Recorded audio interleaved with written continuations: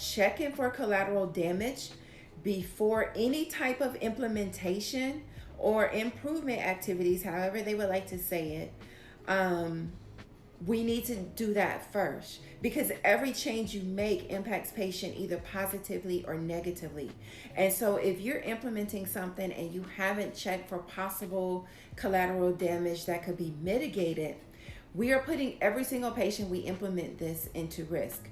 And part of the reason why I want to help them with that is because of the way that because of the way that MIPS themselves are implementing their quality measure improvement. It's very dangerous to not only the survivability of medical practices, but it's also dangerous to the patients. And everybody doesn't understand why it's happening, and they presented it like an incentive when it's really ultimately going to be mandatory and penalized. And so checking for collateral damage, I think, is number one.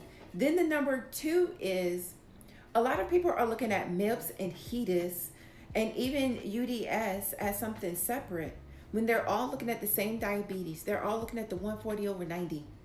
They're all looking at the same statins. They may have tweaks and definitions, but they're all looking at the same.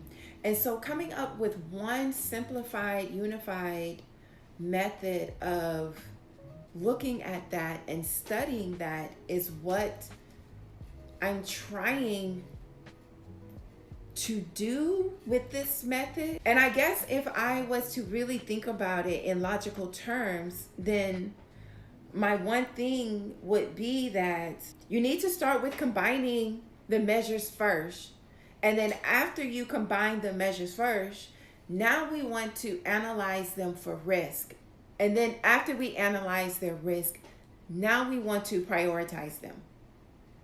And all of this needs to be done before we implement any type of improvement activity.